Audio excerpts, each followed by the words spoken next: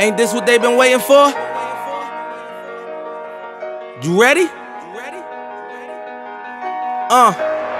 Alright, so I guess our topic this week, or it actually should have been like weeks ago, was how did we know, or how did I know I was transgender? Um, for me, this is a really kind of like a difficult topic. For me, it was something I didn't know there was a definition for it. I definitely knew that there was I wasn't I couldn't identify myself as a girl or anything. So for me, I've never really had like feminine features or anything like that. I've always been like a lot on the broader side, a lot like bigger.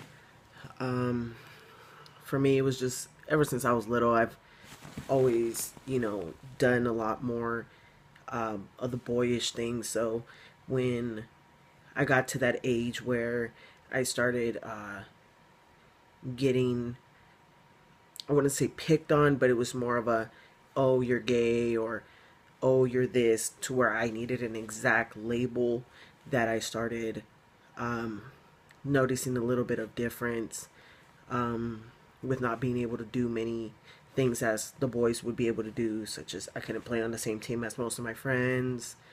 Um, I always had to be on the girls' team, things like that. I just didn't quite understand why that had to be. And then I got to high school where um, everything apparently needs a label or a name or something. Um, so for me, it was hard just because I I like girls. I was a girl, or I guess that's um, with what I was born a girl, and to me that just didn't seem right.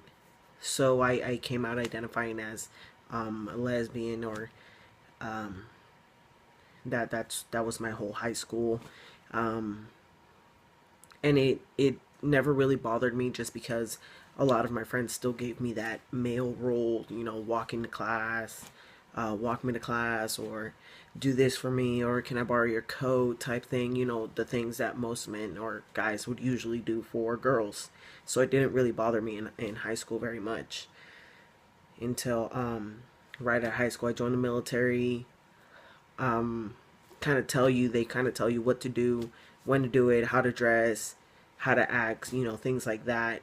But even then, um, I suffer from a lot of self-esteem issues, where I don't like or I don't like looking in the mirror and not liking what I see.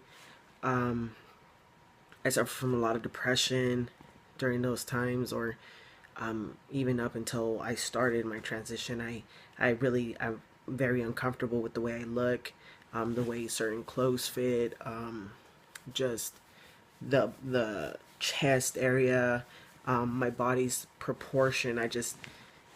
To me, it was something that every time I looked for a physique that I wanted to be like, or look like, it was always male physiques, and I didn't quite understand why every time I would picture myself as something, it would be a man's body, or I never could relate to a woman's body um, the way I can to a man's, or the way I wish that my body would have looked that the same way as a man's. Um, and then just a couple of years ago, I started seeing, through like Instagram, you see everybody hashtags everything. So I came across Tragic, who had just got top surgery done. And it was intriguing. Everybody was like, "Oh, are you trans?" She didn't really state anything or say anything to that matter, but just the fact that I saw that you could have that removed, to me, was intriguing. I wanted to know a little bit more about it. So I, just clicked on a hashtag, and you see thousands of pictures of trans man come up, and for me, I was always very ignorant on that fact, just because to me trans meant women dressing up as I'm sorry, men dressing up as women and going about their day dressing up that way. To me, that's what trans meant. And then as I kept researching it, I saw the definitions of it, of transgender, and then that dysphoria, and it was something that I could completely relate to. Just that feeling to where nothing made sense in my body and my mind. So to me, it was a relief, but yet I didn't know. Like there's always everybody's that conception of. I remember being kind of persuaded to watch this thing where it was like a documentary type thing where a guy that parents knew that their kid was transgender, and in their mind, to them it was just, how could you know what your kid is, but how do you know someone's going to be able to love and accept them for who they are, knowing that it's not normal, knowing that society doesn't accept this, doesn't fall into the black and white category that everything needs to be defined into. So for me, that was still very alarming. That's always been my fear.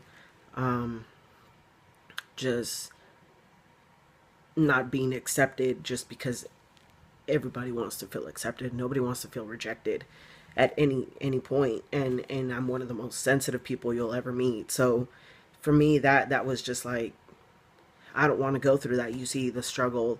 Even now it's tough. The minute you go somewhere and you have to present yourself as something you don't look like, like my voice is obviously getting deeper. I don't have very feminine features until you look at my ID and it's like, who is this, So it's just something that I was always very scared to go through. And I remember talking to my friends about it. They're like, well, she's like, well, if you want to do it. And just for the longest, I held off on it just because I didn't want to not feel accepted. I didn't want to put any extra pressure on myself just because I know the type of person I am. It was hard for me to be able to accept. It was a relief knowing that I had finally found that category that I fit into, found something that I could genuinely be, and know that I could leave this behind and grow into a person that I know I'm meant to be. So it was very difficult for me to even accept that, knowing that I knew who I finally was. Just for me to finally be like, yes, I want to do this, just because there's so many obstacles that are put in your way. You have to go through therapy, you have to get approval. This is who you are, like you have to have someone's approval to tell you, you know what, go ahead and do this, this is what you need. When in my mind I was like, I don't need somebody to tell me this is what I need, when I know this is what I need. You go through life not knowing who you are, not knowing that you can feel better about yourself. And there's probably still thousands of people that don't know they're transgender. They just suffered through it. And I happen to be one of those people for the longest, until I finally got that little push I needed. I asked questions, I read, but like most people, there's this fear that you're gonna be rejected. Like who can love someone like you, like, but there are people out there, there are people that accept you for who you are. And if someone truly loves you, they'll always be there for you no matter what. So for me, it came quite a long way from then. I knew what I was, I just didn't know that there was a definition for it. I didn't know that I was transgender until farther along, until I finally found the definition to it, and then I researched it.